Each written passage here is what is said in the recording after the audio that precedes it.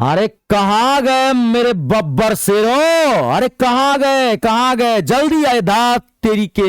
इतना इंपॉर्टेंट बात बता रहा हूं।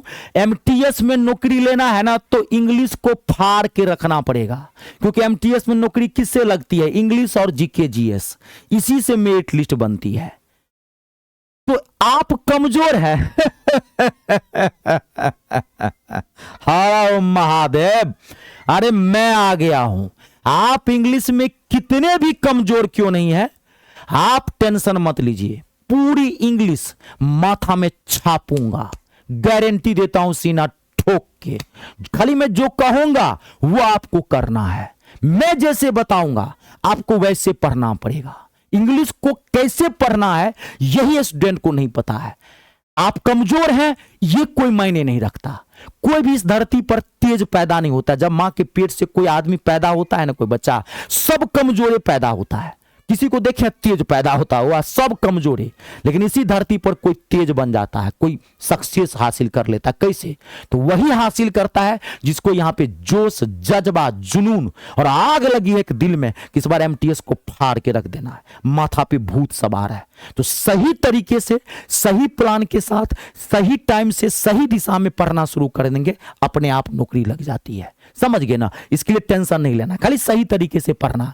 तो मैं आपको जो बता रहा हूं आप समझना और ऐसी इंग्लिश को आपको पढ़ना। देखिए, आपने ये स्वीकार कर लिया कि मैं कमजोर हूं, इस आपकी सबसे अच्छाई है। 99% स्टूडेंट तो स्वीकार ही नहीं करता कि मैं कमजोर हूं। दू सर मैं मैं कमजोर हूं सर, स्वीकार ही नहीं करता है। आपको अगर अपनी कमजोरी का एहसास है, अपनी गलती का एहसास है, तो वहां पर सुधार है। जहां गलती का एहसास है वहां सुधार है। तो आप स्वीकार कर लें कि हम कमजोर हैं, तो आप अपने आप सुधार कर लेंगे, अच्छा बन जाएंगे आप। देखिए, आपको क्या करना है, एमटीएस के जो अंदर इंग्लिश का जो लेवल है मैं आपको बता दूं, इंग्लिश का काफी अच्छा लेवल है। जब से इस ससुरा एडुक्यूटी आया है, ये एडुक्यूटी उल्टा पैदा हुआ है। काफी अच्छा लेवल है। 25 क्वेश्चन इंग्लिश के आते हैं 75 मार्क्स का। अब 25 क्वेश्चन जीके जीएस आते हैं 75 मार्क्स का। 150 मार्क्स का आपका इसी से नौकरी लगती है, इंग्लिश से और जीके जीएस से। आज जीके जीएस का क्या गारंटी आप जानते होंगे, क्योंकि जीके जीएस कितना भी पढ़िए कम है, क्योंकि कहां कहां से क्वेश्चन पूछ रहा है, कहना मुश्किल है। तो इसमें तो चाहेंगे ना कि एक एक क्वेश्चन ठोके। तो आपको सबसे पहले क्या करना है इंग्लिश में, आपको पहले बेसिक इंग्लिश ठीक करना है। देखिए, इंग्लिश ना कनेक्टेड है। आप इंग्लिश को कहीं कहीं से बीच बीच से पढ़ेंगे ना, इंग्लिश कभी माथा में नहीं छपेगा। विद्यार्थी गलती क्या करता है, डायरेक्ट टेंस जाके पढ़ने लगता है। उसको नॉन पते नहीं, एडजेक्टिव पते नहीं है, डायरेक्ट वोकैबुलरी पढ़ने आता है, माथा हड़बड़ा जाता है। ऐसा काम नहीं करना। हर सब्जेक्ट को पढ़ने का अलग अलग तरीका होता है। सबसे पहले आपको बेसिक इंग्लिश करना है और आपको रोजाना अभी से 2 घंटा इंग्लिश को देना है। रोजाना, रोजाना माथा में छाप लीजिए, रोज, चाहे कुछ भी हो जाए। आपको सबसे पहले बेसिक इंग्लिश अच्छा करना है। घबराइए मत, मैं पढ़ाया भी हूं अपने यूट्यूब चैनल पर एमटीएस वालों के लिए, पूरा basic English free of cost पढ़ाया हूं। तो आप पहले बेसिक इंग्लिश जाके वहां पढ़िए, ठीक है? जैसे ही बेसिक इंग्लिश पढ़ लेंगे, बेसिक इंग्लिश पढ़ने से आप ना इंग्लिश को जानने लगेंगे। नाउन क्या है, प्रोनाउन क्या है, एडजेक्टिव क्या है, प्रीपोजिशन क्या है, सेंटेंस कैसे बनता है, सब्जेक्ट क्या है, वर्ब क्या है, ऑब्जेक्ट कैसे है, कैसे बनता है, सब्जेक्ट सिंगुलर होता है तो वर्ब कैसे सिंगुलर चेंज होता है, आपको पूरा पता चल जाएगा। यानी कि आप इंग्लिश को समझने लगेंगे। यानी कि आप जब आप आगे कॉम्पिटिटिव इंग्लिश पढ़ेंगे तो आपको दिक्कत नहीं होगी, बेसिक आपका अच्छा हो गया है। तो ये आप मैंने पढ़ाया है फ्री ऑफ कॉस्ट। मेरे प्लेलिस्ट में जाइए यूट्यूब चैनल पे, आप वहां जाके देख लीजिए, पढ़ लीजिए। जब बेसिक इंग्लिश खत्म हो जाए तब आपको सबसे पहले ग्रामर पढ़ना है, वोकैबुलरी नहीं। जब गलती क्या करते हैं, ग्रामर पढ़ना है पहले आपको। ग्रामर के कम से कम 3 से 4 चैप्टर आपको पढ़ना है। वोकैबुलरी में हाथ नहीं लगाना। अगर आप वोकैबुलरी में साथे हाथ लगा दोगे भैया, 10 दिन के बाद माथा खराब हो जाएगा, पढ़ नहीं पाओगे। पहले ग्रामर पढ़ना है, क्योंकि वोकैबुलरी हार्ड है। समझ गए ना? तो पहले ग्रामर पढ़ना है। ग्रामर में पढ़ना क्या है, सबसे पहले आर्टिकल पढ़ना है। Article, a and the uses of, a कहां आएगा, एन कहां आएगा, द आएगा। आर्टिकल पढ़ने के बाद आपको उसके बाद नाउन पढ़ना है। नाउन पढ़ने के बाद उसके बाद प्रनाउन पढ़ना है। प्रनाउन पढ़ने के बाद उसके बाद एडजेक्टिव पढ़ना है। एडजेक्टिव पढ़ने के बाद उसके बाद एडवर्ब पढ़ना है। शॉर्ट में लिखा हूं एडीबी, एडवर्ब पढ़ना है। एडवर्ब पढ़ने के बाद वर्ब पढ़ना है और वर्ब पढ़ने के बाद टेंस पढ़ना है। टेंस ऐसे पहुंचा जाता है, नहीं तो टेंस टेंशन दे देगा। डायरेक्ट मत पढ़ना, क्योंकि टेंस को पढ़ने के लिए आपको ये जितने भी पीछे के चैप्टर्स हैं ये पूरा क्लियर होना चाहिए। आपको प्रनाउन तभी समझ में आएगा जब आपको नाउन पता है, क्योंकि नाउन के बदला में प्रनाउन आता है। नाउन प्रनाउन पूरा पता होगा तभी आपको एडजेक्टिव समझ में आएगा, क्योंकि नाउन और प्रनाउन के बारे में ही बात करता है एडजेक्टिव। नाउन प्रनाउन एडजेक्टिव जब तीनों पता होगा तभी आपको एडवर्ब पता होगा।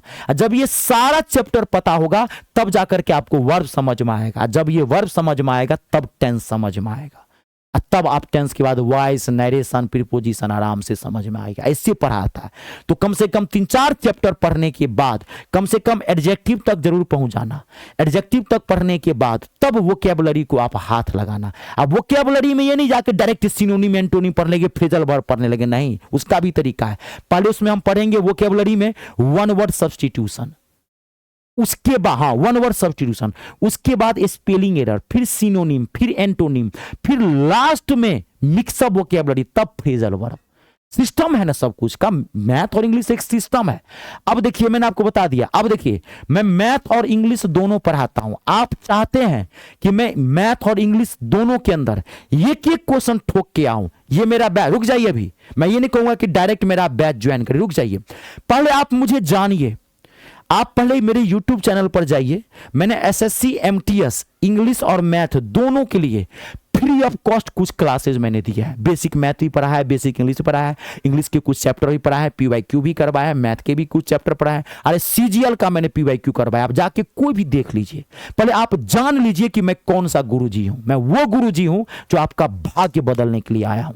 आप बहुत जगह पढ़े होंगे मैथ इंग्लिश, एक बार मुझसे जरूर पढ़ के देखिएगा। कोई जमीन जायदाद नहीं लिखा लूंगा, 200-250 रुपये का बैच है। कहता हूं चेहरे पे स्माइल आ जाएगी, टेंशन फ्री कर दूंगा मैथ और इंग्लिश से। जब आपको विश्वास हो जाए कि सर का बैच लेना चाहिए, वहां पर देख लीजिए, डेमो है, डेमो समझ लीजिए, जाके विश्वास कर लीजिए, देख लीजिए जितना क्लास देखना है। तब आपको लगे कि मुझे बैच ज्वाइन करना चाहिए, तो आप मेरा बैच ज्वाइन कैसे करेंगे मैं बताता हूं। ये मेरा SSC MTS 2026 का कंप्लीट इंग्लिश का बैच है, जिसमें पूरा इंग्लिश आर पार करवा दिया हूं।